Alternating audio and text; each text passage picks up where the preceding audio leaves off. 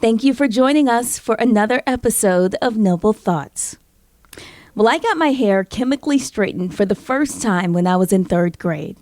Now that my own child is 8 years old, I'm on a mission to find healthy ways to style hair like ours. In this episode of Noble Thoughts, I'll introduce you to entrepreneur Holland Strong and Dr. Sonia Johnson. The product is Coiffeau Natural Shampoo and Leave-In Conditioner. And I reached out to you. I think you were on a magazine. I can't remember, but I'm always trolling. And so I saw a young woman working, busy, natural hair. And I know what that means. We'll talk about that. I think that means many different things to a lot of different people. But I reached out and I'm like, wow, let's maybe get a conversation going because I understand. I have probably one of the C hairs, 3C, 4C, some combination therein. I survived my mother's hot comb days. That was ugly. It was real ugly. I survived the blow drying, the perms, relaxers, if you will. Nothing ever satisfied me. Nothing ever gave me the, how should I put it? The ease, the quickness of doing my hair in more than one way without me spending a lot of money, having to go to a salon. That's not my lifestyle. So that wasn't acceptable. And I heard you with some of the same concerns and the additional layer of your hair is not professional. That one really gets me. So tell me about your product. You have a product for hair, for C, for whatever. Tell me a little bit more about your product. So the product is, as I said, when you say natural, that's kind of a catch-all word. It doesn't really have a very distinct meaning, but I think many people feel like it's a safe meaning. So my product consists of ingredients that are GRAS. For anyone that knows that technical term, it's a FDA term, GRAS, meaning generally regarded as safe. The list is questionable, and that's another discussion for another day. But the ingredients that I use are many herbs, spices, kitchen things, different kind of powdered milks, powdered honey, things of that sort. So I worked with that because I was just familiar with doing that. I've always messed with my skin and, stuff natural. So I said, what about my hair? I've been messing with my hair for years. And trust me, it took a minute to come up with it, but it's, again, GRAS ingredients. The leave-in conditioner is flaxseed gel based. I think many people have maybe been familiar, seen flaxseed gel. I have a particular blend and natural preservative system in that, and I hold the patent to both ingredients. So, again, after working on the end of creating it, you give it to a few friends and they like your hair. So, oh, your hair is so cute. What do you do? And they like it. And I said, well, maybe, And then I went about the arduous task of patenting, and really you do the creation and you hire attorneys. I mean, some people write their own, but I did not. So I put that team together and worked with them. And here we are. Wow, incredible. Talk to us about how you use the product. Sure. And I told you I'm traveling. I would have done a little setup with you if we could have been in studio, but we're not. So basically, the shampoo, and I think it's the first dry blend that can be used as a wet, when added to water, wet shampoo, and it can also be used as a dry shampoo. I don't use a dry shampoo because this is easy enough for me to use as a wet preparation.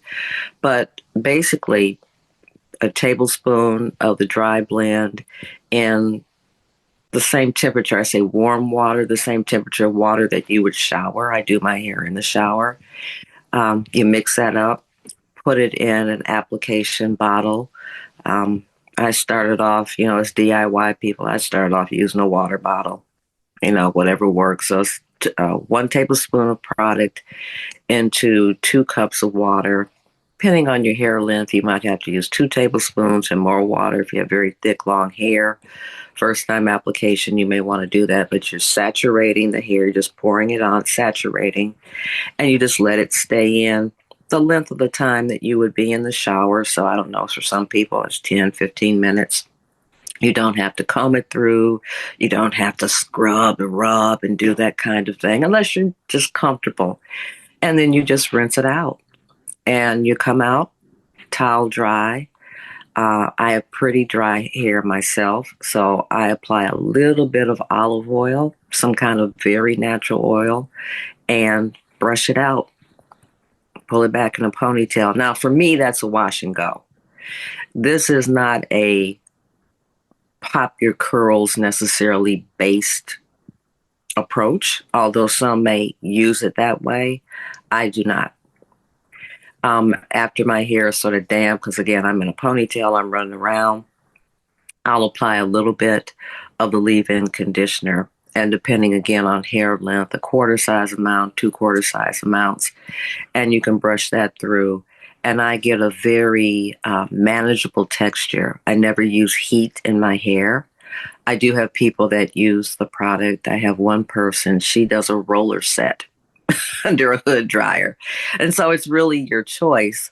But I like to emphasize, again, for the health of the hair, for the convenience, you don't have to use heat. It's not a process where then you have to blow dry and curl and those kinds of things. That's basically it. Why do you think people should consider your product? I think it's the convenience. I think it's the natural ingredients, as we know. And let me emphasize at this point, I am not a scientist. I am just an everyday person like everyone else. I read a lot. This is kind of my thing. So I come across a lot of the articles about the dangerous chemicals, particularly in relaxers and synthetic hair. I preface potentially because we know how stories that are not always correct. I know in your business, they take wings on their own. So there's been some potential listed that these products may be harmful. And I always err to why would I potentially use something that may cause harm, even if it's, oh, you have to use it over 1,000 years before harm would take place, when there are natural approaches to do some of the same things that you want. In doing this business, I think I had shared with you, I don't want to be preachy. I don't think anyone wants to be preached to. I don't think anyone wants to be hit over the head. I'm good because I use natural this. You're bad because you don't. That's not what this is about. I understand that people are different and everyone wants to present to the world in a way that's comfortable for them. I just see this as another solution. If natural ingredients are an important thing for you, great. If the convenience is comfortable and what you want, great. If the cost is an issue, which is a big issue for me, great. But I'm certainly not dissuading anyone from doing anything they want to do. I'm just trying to be another solution out there for users. And now I want to introduce you to a dermatologist in the Circle City. This is Dr. Sonia Johnson. You've been practicing here for more than 25 years. Tell us a little bit more about your practice. Well, basically, we try to be a one-stop shop, and we really pride ourselves on what we do here and what we offer. So besides general dermatology, we offer surgical dermatology as well as Mohs surgery to take care of skin cancers. And we see people anywhere from birth to, I think my oldest over 99 years old. Wow. And we have, besides the medical, like I said, we offer the Mohs surgery, but we do a lot of cosmetics. And so besides your fillers and neurotoxins, we also offer a lot of devices to take care of any concerns you have. So we take care of a saggy skin, acne scarring, as well as we do liposuction with Body Tight, so that tightens the skin instead of getting cut. to get rid of the extra skin. We tighten the skin.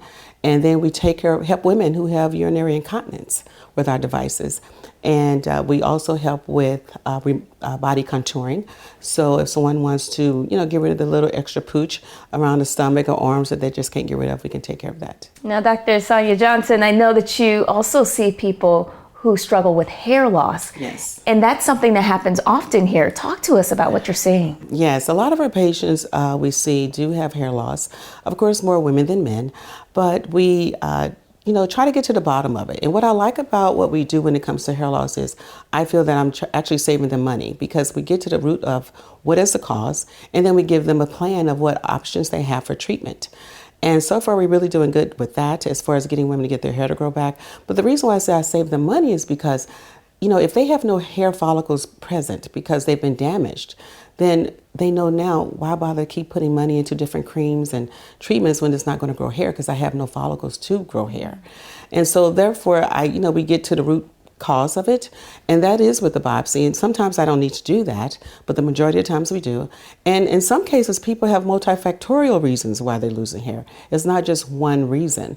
And so I really advocate definitely seeing a trained a dermatologist to see what is the cause of the hair loss, and then to get further treatment based on what the diagnosis is.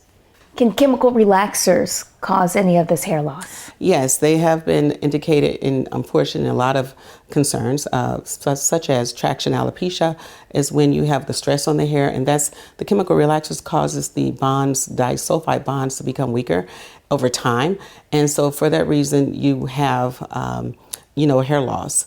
But also it's been considered a culprit for the what we call CCCA, which is centrifugal cicatricial alopecia, which is a really common problem, especially in our ethnic women who have hair loss. Does it cause any type of fibroids or any other? As far as your relaxers, they have been associated with, touch on some fibroids as well as definitely cancers, because they causes endocrine disruptions.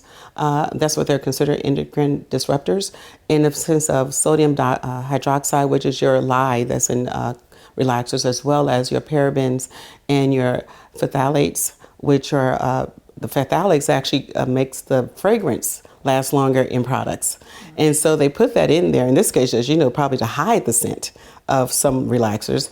And so that are, major endocrine disruptors, as well as BPA, which is in the plastic that we put the relaxers in. Wow. I got my first relaxer when I was about 8 or 9 years old. Is this something that we should still be using? A lot of women have converted to natural hair, and so, which is really, of course, healthy. It's a little more work, but it's just healthier overall. And so that's what I'm saying. And so for young children, the younger they are, the more they have to worry in the future about having, the bad outcomes, such as developing puberty earlier, or leading to uterine or, ovarian cancers from the chemical relaxers. So, and what they found is, a younger age with a little bit of exposure is what's causing the problem, not avert major exposure with these products. Talk about a little exposure. What's just a little bit? Just getting the relaxers every, I hear some people getting it every 6 to 8 weeks, I used to get it every 4. Yeah, everybody, yeah. Help me. And so we're, the recommendation is less than that if you can, but then you have to make sure there's no breakage there. So, and making sure you're not over processing the hair, meaning you're putting that relaxer on already processed hair. So, that's why you want to see a trained and skilled cosmetologist for this. So a lot of folks have moved away from the relaxers, which I did about 10, 15 years ago, stopped getting them. But then we started getting braids. But synthetic hair can cause problems as well. Yes, they can cause problems. So synthetic hair, when we add that extra hair, you need to worry about weight. So is that causing traction alopecia? You need to make sure you're washing your hair more often or just as much, because I have a lot of patients who actually stop washing their hair. So, I don't know if it's gonna relax with it, they're laid back with it or what, but I'm looking at them, no, I need you to wash your hair. Because the reason being, because the problem is with the scalp. And the scalp, like I tell people, is a continuation of your body. So if you wash your body once a month, how would that look? So I have people to just find a happy balance. Every day, no. But I just know it's not going to happen. So I tell them, find a balance. Once a week is usually very good, it's average. And you tend to not have any scalp issues with that. Okay. That's really good information to know. Talk to us about the care for the synthetic braids. And is it the heat that could be problematic with that as well? Right. So with the care, like I said, washing hair, keeping your hair moisturized, because it can strip the hair of the natural oils. But make sure if synthetic hair, you really don't want to use heat because it can melt the hair or alter the hair so it doesn't do what you need it to do.